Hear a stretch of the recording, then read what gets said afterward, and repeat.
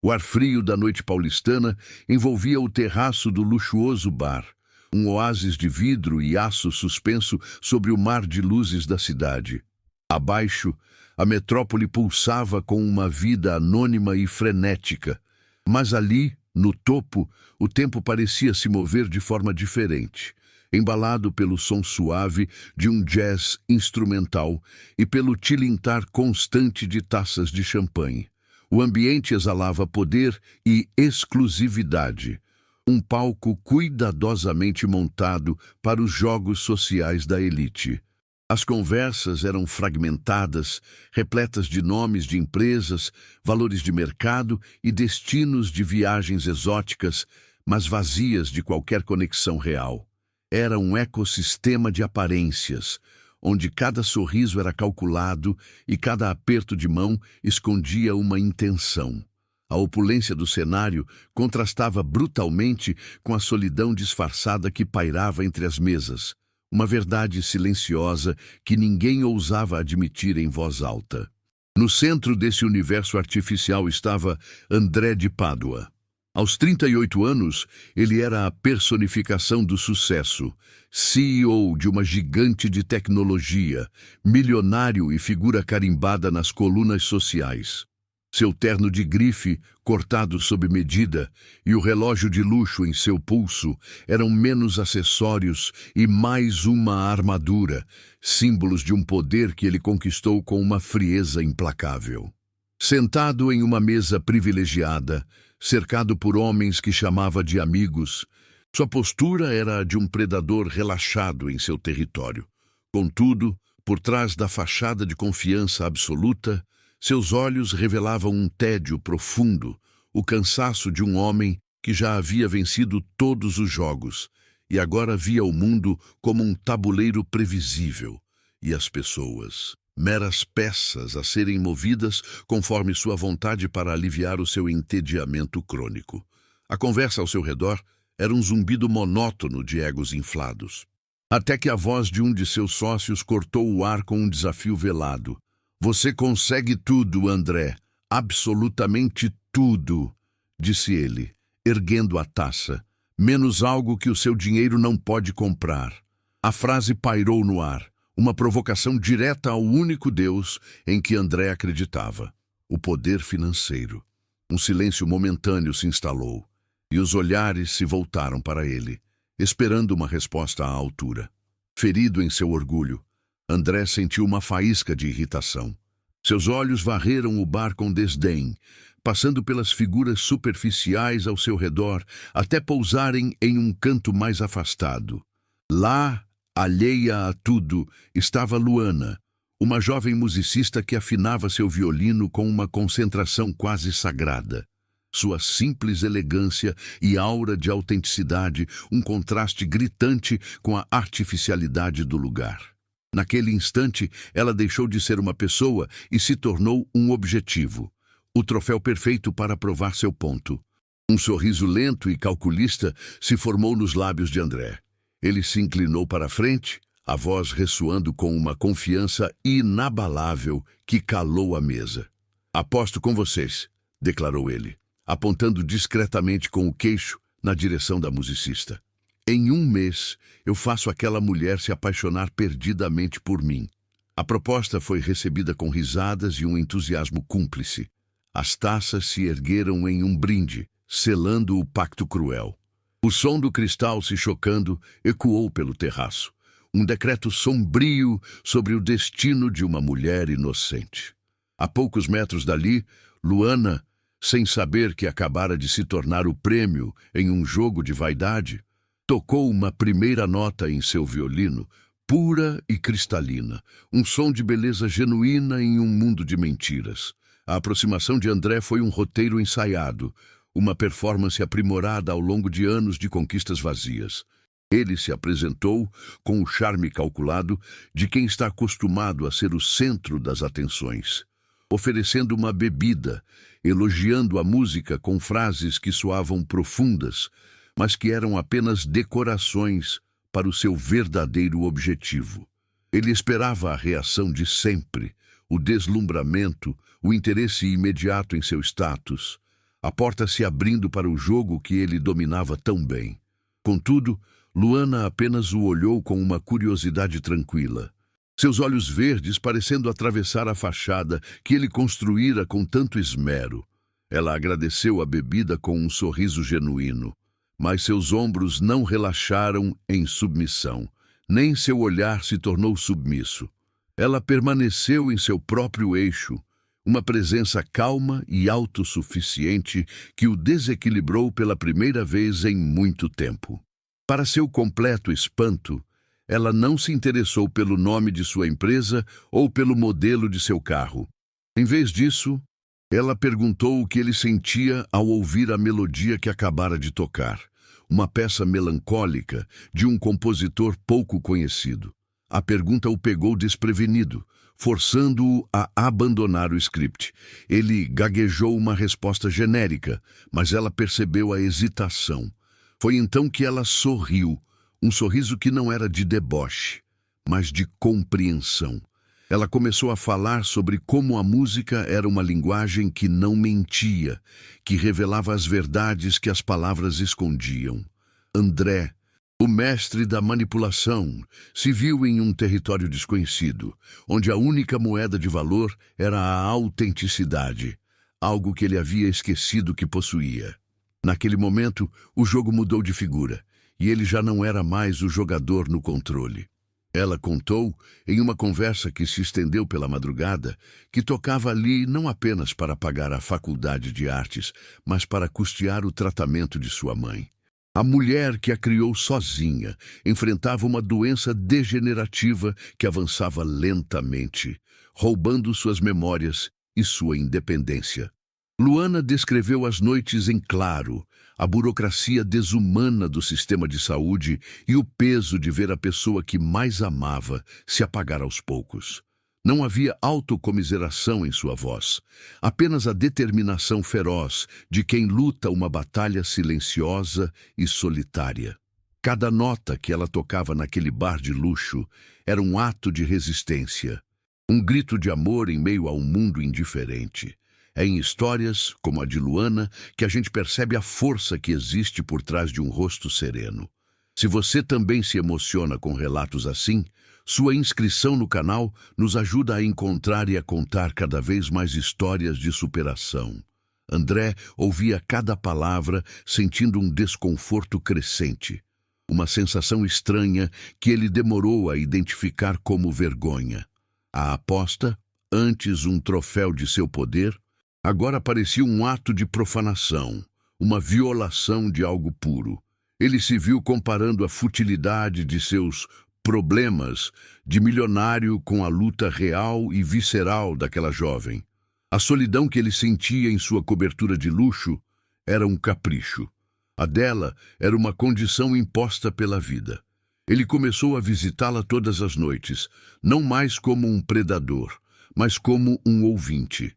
As conversas se tornaram seu refúgio, o único lugar onde ele podia tirar a armadura e respirar. Aos poucos, a musicista, que era um objeto de aposta, se transformava na única pessoa que o via de verdade, para além dos bilhões em sua conta bancária. Ele a acompanhou um dia até seu apartamento, um espaço pequeno e simples em um bairro operário, um universo de distância de sua realidade. O lugar cheirava a livros antigos e chá de camomila. Partituras se empilhavam em todos os cantos, e as paredes eram decoradas não com obras de arte caras, mas com desenhos feitos por sua mãe nos dias em que a lucidez ainda a visitava. Era um santuário de memórias e afeto, um contraste brutal com a frieza estéril de sua própria casa. Ali, sentado em um sofá gasto, com uma xícara de chá nas mãos, André sentiu uma paz que nenhuma de suas conquistas materiais jamais lhe proporcionou.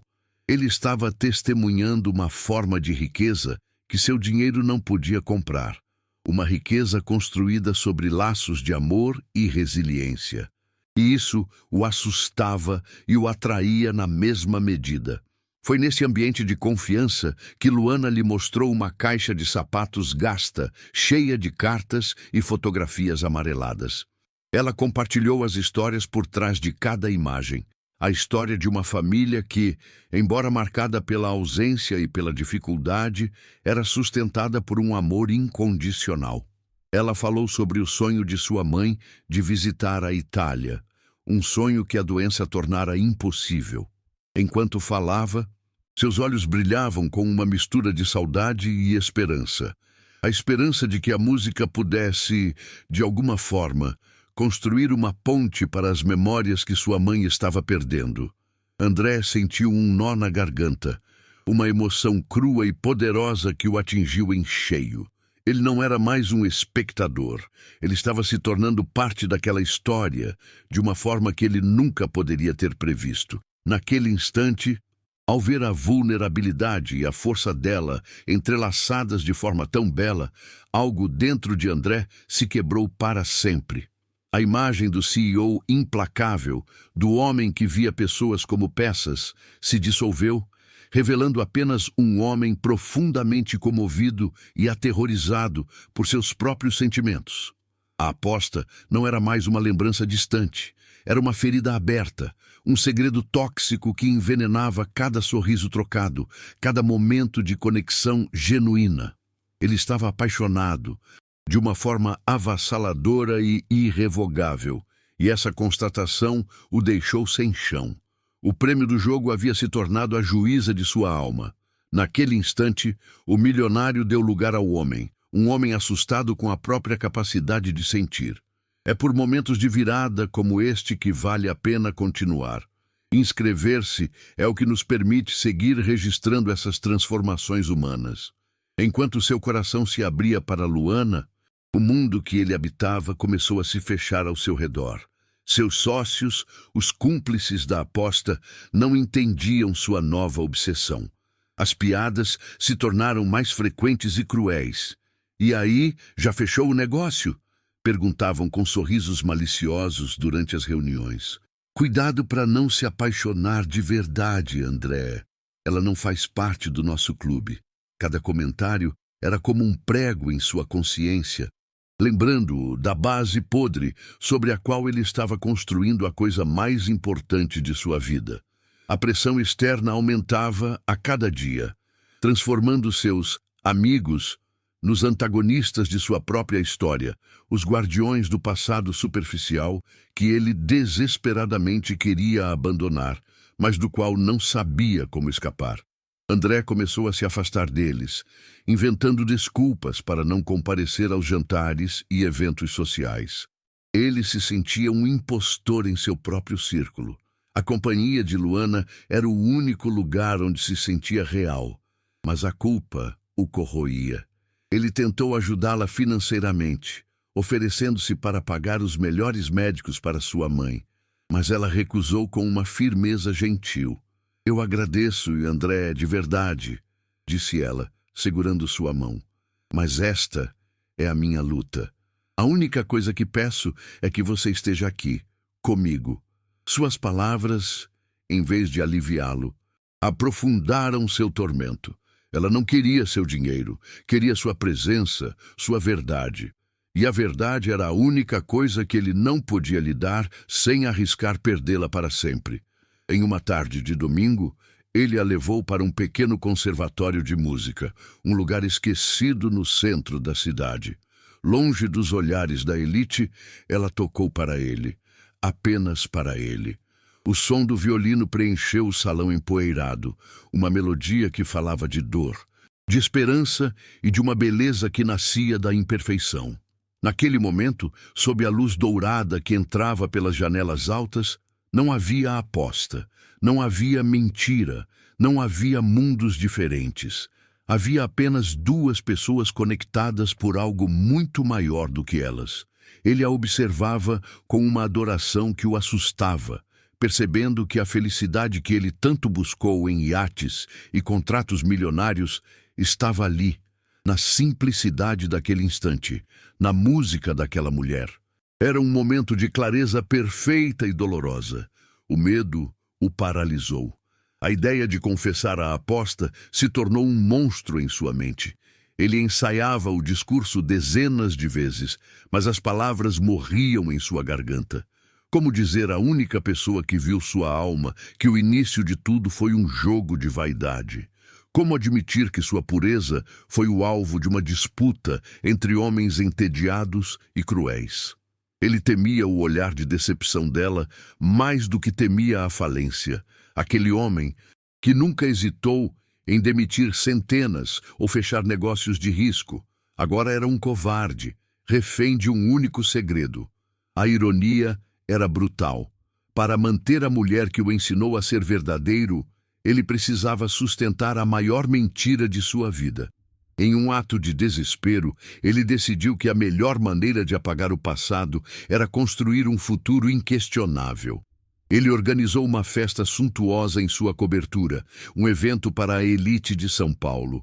Seu plano era apresentar Luana oficialmente, não como um caso passageiro, mas como a mulher de sua vida. Ele acreditava, com a arrogância que ainda restava em si, que um gesto público grandioso poderia de alguma forma purificar a origem sórdida de seu relacionamento. Ele queria mostrá-la ao mundo, mas na verdade queria provar para si mesmo que o amor deles era real o suficiente para superar a mentira. Mal sabia ele que estava apenas montando o palco para a sua própria humilhação. O clímax inevitável de uma história que começou como uma aposta e terminaria com a quebra de seu coração. A festa na cobertura de André era o ápice da ostentação. Um espetáculo de luzes, música e poder, projetado para impressionar. Garçons deslizavam entre os convidados com bandejas de prata, servindo champanhe e canapés elaborados, enquanto a elite paulistana trocava sorrisos calculados e promessas de negócios. No centro de tudo, André segurava a mão de Luana, sentindo o calor dela como uma âncora em meio ao mar de falsidade que ele mesmo criara. Ela estava deslumbrante, em um vestido simples que, de alguma forma, ofuscava todos os diamantes e grifes ao redor. Ele estava a minutos de subir em um pequeno palco para anunciá-la, para solidificar sua mentira com uma declaração pública de amor. O suor frio em sua nuca era um presságio, o medo se misturando à esperança tola de que aquele gesto grandioso pudesse, de alguma forma, reescrever a história e purificar suas intenções originais. Foi então que Ricardo, um de seus sócios mais antigos e o principal incentivador da aposta, aproximou-se do casal, bêbado, com o rosto vermelho e um sorriso venenoso nos lábios. Ele ergueu sua taça em um brinde sarcástico. "A nosso grande André!"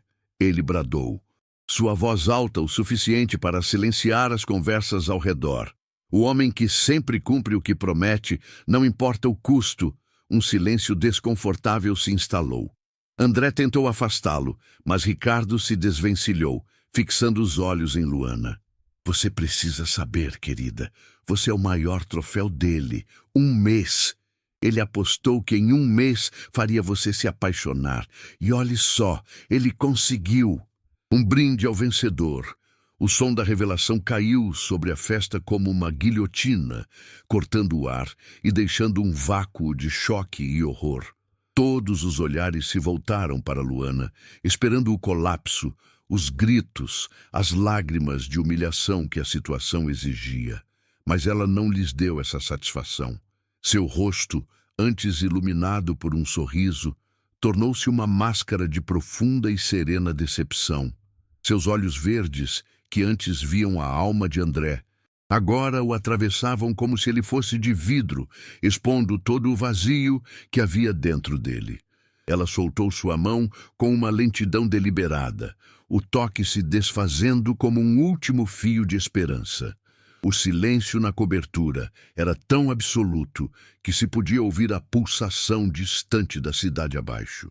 Então, com uma calma que era mais cortante do que qualquer grito, ela se virou para o grupo de homens que a observava com expectativa cruel e disse, com a voz clara e firme: "Parabéns, senhores. André é realmente muito bom em tudo o que faz. Ele venceu a aposta. Sem derramar uma única lágrima, ela se virou e começou a caminhar em direção à saída. Sua postura era ereta, seus passos firmes e medidos. Ela não correu, não olhou para trás. Cada passo era uma declaração de sua dignidade inabalável, uma força silenciosa que transformava todos os espectadores em meros figurantes de sua tragédia pessoal. A multidão se abriu para ela como o mar, um corredor de rostos chocados e sussurros contidos. André ficou paralisado, uma estátua de arrependimento. Ele queria gritar o nome dela, correr, implorar, mas seus pés estavam pregados ao chão, pesados pela magnitude de sua traição. O som suave da porta do elevador se fechando ecoou pelo salão como um veredito final, sentenciando-o à solidão que ele tanto merecia e, pela primeira vez na vida, verdadeiramente temia. Naquele momento, enquanto os convidados começavam a cochichar e os amigos o olhavam com uma mistura de pena e desprezo, André não sentiu a humilhação pública. Ele não se importava com o que pensavam, com os negócios que poderiam ser perdidos ou com sua reputação manchada. Tudo isso se tornou um ruído de fundo insignificante. A única coisa que existia era a imagem dos olhos de Luana, o momento exato em que a admiração se transformou em desilusão. A dor que o atingiu era física, uma pontada no peito que o deixou sem ar. Ele não havia perdido um troféu ou uma aposta. Ele havia destruído a única coisa pura e verdadeira que já tivera. E naquela cobertura luxuosa, cercado por tudo o que o dinheiro podia comprar, André de Pádua se sentiu, pela primeira vez, verdadeiramente pobre. Um homem quebrado pela nobreza da mulher que ele próprio aniquilou. Os meses que se seguiram não foram de luto ou desespero para André, mas de uma demolição silenciosa e metódica. Ele não tentou ligar para Luana, não enviou flores ou presentes caros, pois compreendeu que o que ele havia quebrado não poderia ser consertado com dinheiro. Em vez disso, ele voltou sua energia implacável para dentro, para o império que construíra sobre fundações de vaidade. Com uma precisão cirúrgica, ele liquidou sua participação majoritária na empresa, vendeu a cobertura que fora palco de sua maior vergonha e cortou relações com o círculo de amizades que o aplaudiu na aposta e o abandonou na queda. Cada documento assinado, cada aperto de mão final, não era um ato de perda, mas de libertação. Ele estava se desfazendo do personagem André de Pádua, o CEO, para tentar encontrar o homem que Luana, por um breve momento, acreditou que ele poderia ser. Com os recursos de uma vida inteira, ele fez algo que chocou o mercado e todos que o conheciam. Ele criou uma fundação, um instituto dedicado a financiar jovens artistas de baixa renda, oferecendo bolsas de estudo, instrumentos e um espaço para que pudessem criar sem as amarras da sobrevivência. O projeto, batizado de Fundação Recomeço, não era um ato de caridade para limpar sua imagem, mas um trabalho de penitência e propósito. André mergulhou de cabeça, usando sua genialidade para os negócios, não para multiplicar seu capital, mas para criar um ecossistema sustentável de arte e oportunidade. Ele passava os dias em um antigo galpão reformado no centro da cidade, ouvindo as histórias de músicos, pintores e escritores, e via em cada um deles a mesma chama de autenticidade que havia encontrado em Luana, a mesma riqueza que ele nunca soube possuir. 6 meses depois, quando a fundação já era uma realidade pulsante, ele a procurou. Ele a encontrou no mesmo bairro simples, saindo de casa para visitar a mãe. Ele não usava terno, não havia carro de luxo esperando na esquina. Era apenas ele, parado na calçada, com uma vulnerabilidade que ela nunca tinha visto. Ele não pediu para voltar, não tentou se justificar. Suas palavras foram simples e diretas, ditas com o peso de quem finalmente entendia o tamanho do próprio erro. Ele pediu perdão, um perdão que ele mesmo disse não merecer. E então fez um único pedido: que ela visitasse a fundação para ver o que a dor que ele causou havia inspirado. Ele não pediu uma resposta, apenas lhe entregou um cartão com o endereço e se afastou, deixando a decisão inteiramente em suas mãos. Uma semana depois, Luana entrou pelas portas do galpão reformado. O que ela viu a deixou sem fôlego. Não era um projeto de vaidade, mas um santuário de esperança. Ela caminhou pelos corredores, ouvindo o som de um violino que lembrava o seu, vendo telas que explodiam em cores e vida. André estava em um canto, conversando com uma jovem pianista, seu rosto iluminado por um interesse genuíno. Quando ele a viu, não correu em sua direção, apenas a observou de longe, dando-lhe espaço. Foi ela quem se aproximou. Não houve um grande discurso, apenas um olhar de compreensão. Ali, em meio à arte que nascia da verdade, eles começaram a construir algo novo, do zero, sobre as ruínas de uma mentira.